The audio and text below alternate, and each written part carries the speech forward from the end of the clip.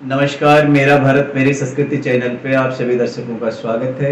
मैं हूं घनश्याम पंत। आशा करता हूं आप सब लोग अपने अपने घरों में सुखपूर्वक रह रहे होंगे, स्वस्थ होंगे, मस्त होंगे और बाल गोपाल सब आनंद से रह रहे होंगे। मित्रों, नए विषय के साथ उपस्थित हुआ हूं। आज आपको पूजा पाठ के क्रम में प्रदोष व्रत के विषय में जानकारी दूंगा। मित्रों, प्रदोष व्रत भगवान भोलेनाथ के निमित्त किया जाता है और यह शिवरात्रि भी भगवान भोलेनाथ की शिवरात्रि भी कहलाती है। महीने में दो पक्ष होते हैं, कृष्ण पक्ष और शुक्ल पक्ष। कृष्ण पक्ष में भी यह प्रदोष व्रत होता है और शुक्ल पक्ष में भी प्रदोष व्रत होता है। मित्रों, यदि आप प्रदोष व्रत शुरू करना चाहते हैं तो सबसे उत्तम समय है श्रावण मास। श्रावण मास भगवान भोलेनाथ की पूजा का सर्वोत्तम मास कहलाता है। इस दिन से, इस माह से आप प्रदोष व्रत शुरू कर सकते हैं। सावन के शुक्ल पक्ष से प्रारंभ करना चाहिए।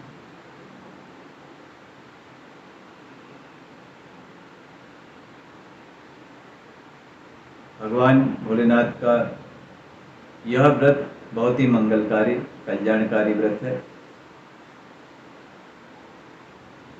भगवान शिव की कृपा प्राप्त करने के लिए ही इस व्रत को किया जाता है। सायंकाल के समय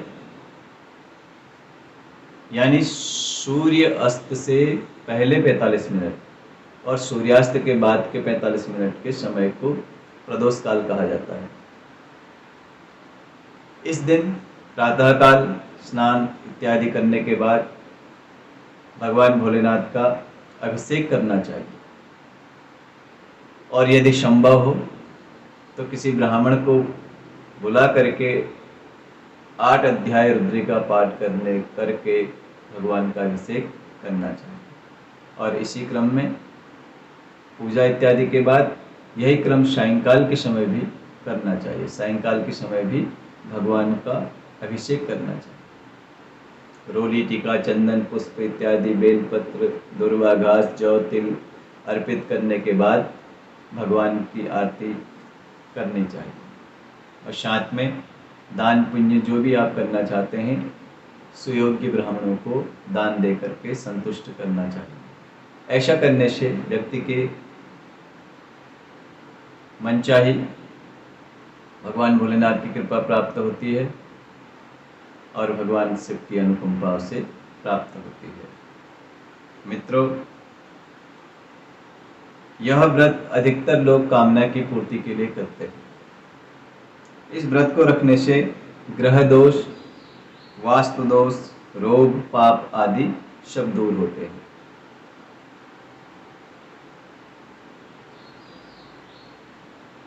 और अलग अलग दिन यानी रविवार, सोमवार, मंगल, बुध, बृहस्पति, शुक्र, हफ्ते में शनि, जितने भी बार हैं, हर बार में प्रदोष व्रत करने का अलग अलग महत्व है।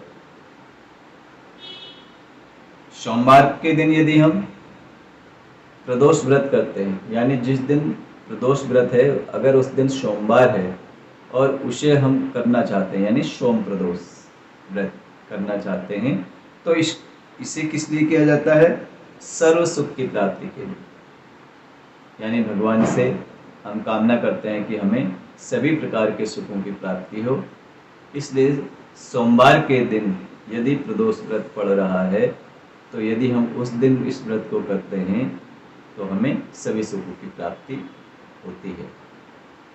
उसके बाद मंगलवार के दिन यानी भौम प्रदोष, यदि प्रदोष व्रत के दिन मंगलवार है, उस दिन के व्रत को करने से हमें कर्ज से मुक्ति मिलती है। यानी अगर हमने कर्ज लिया है तो कर्ज चुकाने में हमें भगवान भोलेनाथ सहायता प्रदान करते हैं। बुधवार के दिन यदि प्रदोष व्रत है, बुध प्रदोष, तो इस व्रत को करने से सभी पापों का नाश होता है। यानी हमें भगवान भोलेनाथ की कृपा से पापों से मुक्ति मिलती है। और साथ ही चंद्र ग्रह के दोष यानी यदि चंद्रमा हमारा नीच का है, हमें परेशान करता है, तो उसके जितने भी दोष हैं वो सब इस दिन व्रत करने से, बुध प्रदोष व्रत करने से दूर हो जाता है। बृहस्पति वार के दिन यदि प्रदोष व्रत करते हैं, यानी बृहस्पति प्रदोष, तो इस व्रत को करने से सभी प्रकार की सुख समृद्धि की प्राप्ति होती है, भगवान की अनुकंपा हमें प्राप्त होती है। मित्रों, यदि शुक्रवार के दिन यह व्रत किया जाता है, शुक्र प्रदोष के नाम से इसे जाना जाता है, तो इस दिन इसे करने से सभी प्रकार के सुखों की प्राप्ति तो होती है, और सौभाग्य की कामना करने वाले लोगों को सौभाग्य की प्राप्ति भी होती है। यानी यदि भाग्य हमारा काम नहीं कर रहा है, साथ नहीं दे रहा है, तो इस दिन व्रत करने से हमारे भाग्योदय होता है।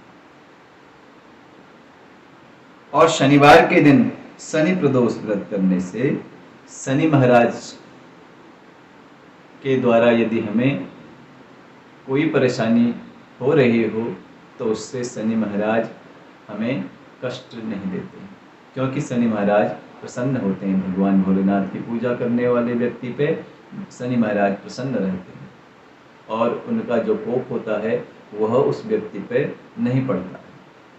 शनि महाराज भी अपनी कृपा दृष्टि उस व्यक्ति पे बनाए रखते हैं। संतान की प्राप्ति होती है, जिसे संतान नहीं है उसे संतान की प्राप्ति भी इस व्रत को, शनि प्रदोष व्रत को करने से प्राप्त होती है।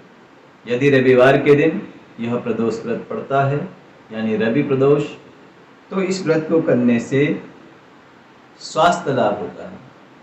यदि हम बीमार रहते हैं, किसी भी तरह से हम परेशान रहते हैं, चाहे शारीरिक रूप से चाहे मानसिक रूप से, तो इस रविवार के दिन रवि प्रदोष व्रत करने से हमें स्वास्थ्य का लाभ होता है, और अनेक प्रकार के सुखों की हमें प्राप्ति होती है। मित्रों, भगवान भोलेनाथ की कृपा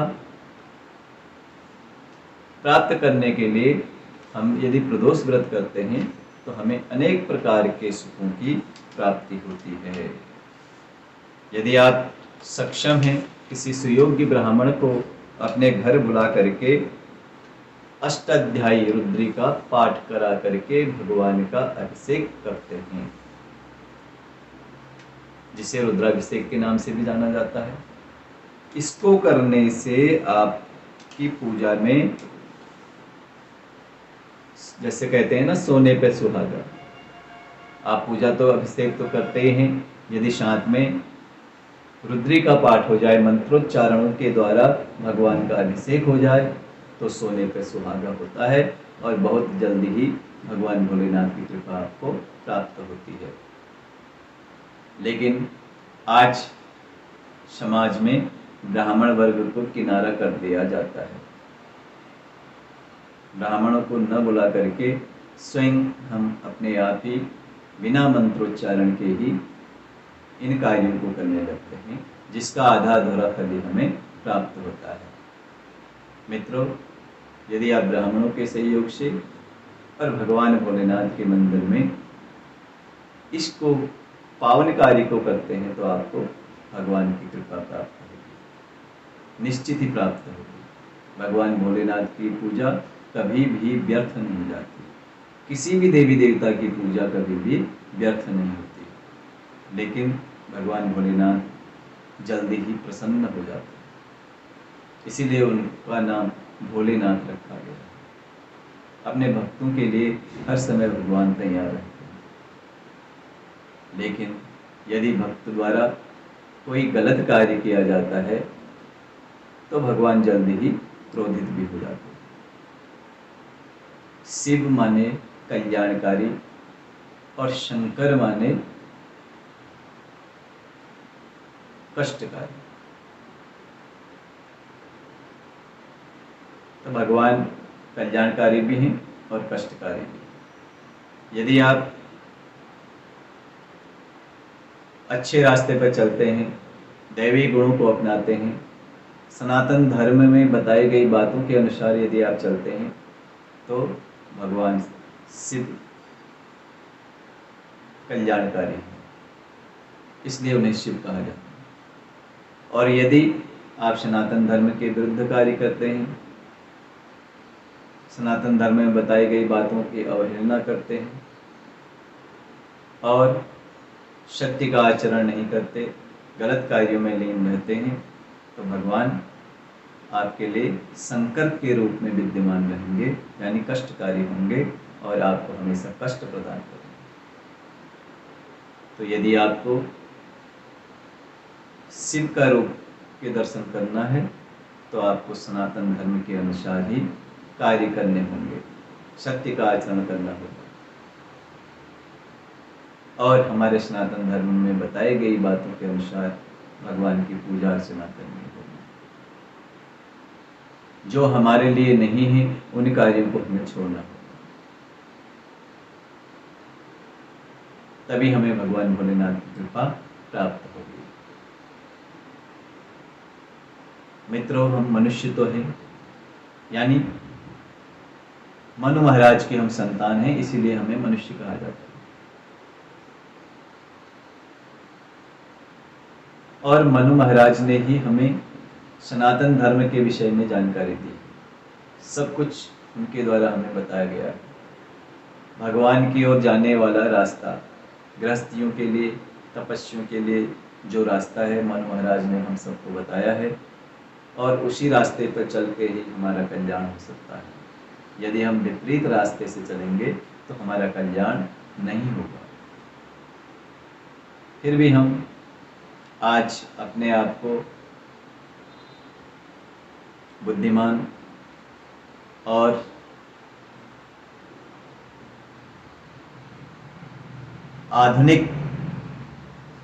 आधुनिकता के प्रवाह में हम बह रहे हैं। विज्ञान के युग में हम रह तो रहे हैं, विज्ञान ने बहुत तरक्की की है, लेकिन विज्ञान कहीं से आया थोड़ी है। हमारे शास्त्रों के द्वारा, हमारे वेदों के द्वारा, हमारी सनातन संस्कृति के द्वारा ही विज्ञान की उत्पत्ति भी हुई। पुरातन संस्कृति में जो विज्ञान था और आज के युग में जो विज्ञान है उसमें बहुत ही अंतर, इसे हमें समझना चाहिए। लेकिन हम अपने आप को ही बहुत बुद्धिमान और बहुत ही श्रेष्ठ समझते हैं। जो हमारे वेद शास्त्रों की बातें हैं उन्हें हम काल्पनिक मानते हैं। काल्पनिक तो कुछ भी नहीं है। यदि हम काल्पनिक मानते हैं तो आज जिस तरह से हम विद्यमान हैं, सबके सामने हैं, और जब हमारी तीसरी पीढ़ी प्रारंभ हो जाएगी, यानी हमारे नाती पोते, फिर उनके भी बच्चे होने लगेंगे, तो जब उनके सामने हमारी बातों को रखा जाएगा तो वो भी कहेंगे ये सब काल्पनिक। यानी जो समय बीत चुका है वो तो काल्पनिक हो ही जाता है, क्योंकि उसकी कहानी मात्र शेष रह जाती है।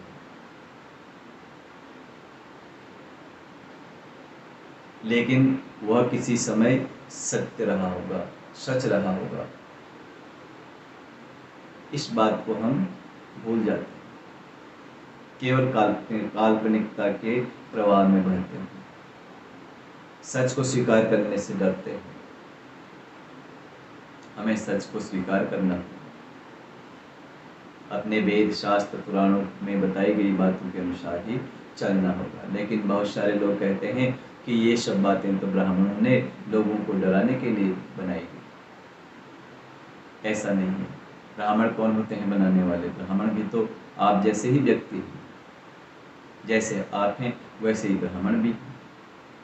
बस अंतर इतना है कि भगवान ने ब्राह्मणों को मंत्रोच्चारण करने की आज्ञा दी, यानी ब्राह्मण के मुख से ही यदि मंत्रोच्चारण होते हैं तो वह फलीभूत होते हैं।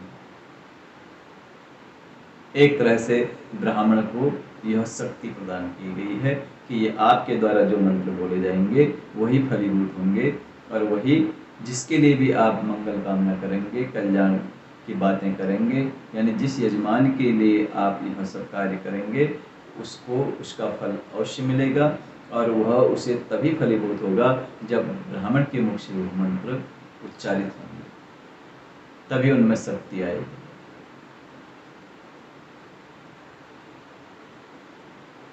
अन्य कोई भी, चाहे क्षत्रिय हो, वैश्य हो, शूद्र वर्ण के लोग हों, तो वो भी मंत्र बोल सकते हैं।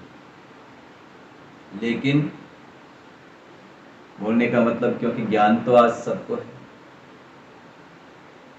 हो सकता हो कि ब्राह्मण को कम ज्ञान हो, अन्य वर्ग को ज़्यादा ज्ञान हो, लेकिन ईश्वर के द्वारा जो चीज़ बनाई गई है कि ब्राह्मण के मुख से ही उच्चारित मंत्र जो हैं ऊर्जावान होंगे और वही कल्याणकारी होंगे और फलीभूत होंगे। इसलिए समाज में ब्राह्मण वर्ग का वर्चस्व आपको दिखाई देता है।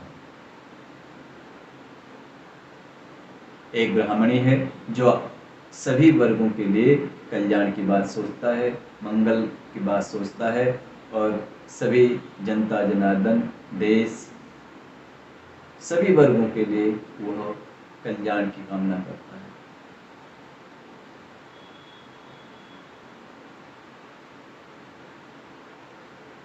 मित्रों, किसी भी ब्राह्मण का अपमान नहीं करना चाहिए, उपेक्षा नहीं करना चाहिए, चाहे वह ज्ञानवान हो या कम ज्ञान वाला व्यक्ति हो, लेकिन वह उपेक्षा के योग्य नहीं है।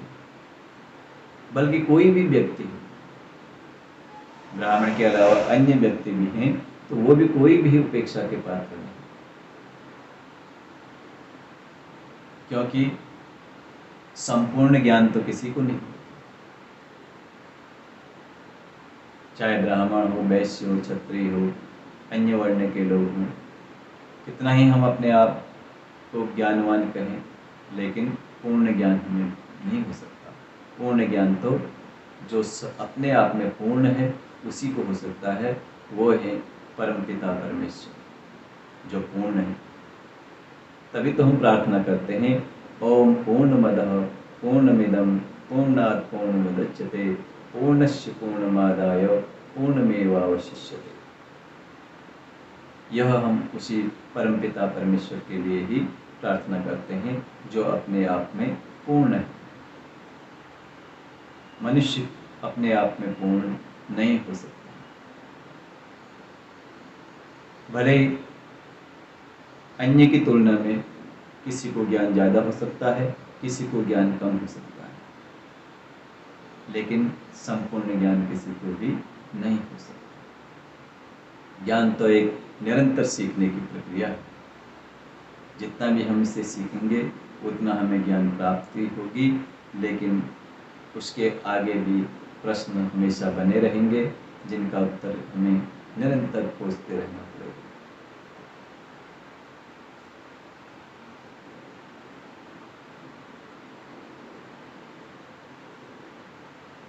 मित्रों, मैं भगवान भोलेनाथ से आप सबके लिए प्रार्थना करता हूँ कि आप सब लोग अपने अपने घरों में खुश रहें। आपके घरों में जो बुजुर्ग लोग हैं और जो मेरे हम उम्र के लोग हैं, जो बच्चे हैं, सभी को मेरी ओर से यथायोग्य प्रेम, प्यार और प्रणाम। यदि आप इस चैनल से पहली बार जुड़ रहे हैं तो आप इसे सब्सक्राइब कीजिएगा। यदि जुड़े हुए हैं, यदि पसंद आए तो उसे लाइक कीजिएगा और अपने चाहने वाले अन्य लोगों के साथ इसे सब्सक्राइब कीजिएगा। आप सब खुश रहें, सुखी रहें, स्वस्थ रहें, मस्त रहें। इन्हीं मंगल कामनाओं के साथ आपसे विदा लेता हूँ। बहुत बहुत आप सबका धन्यवाद। नमस्कार।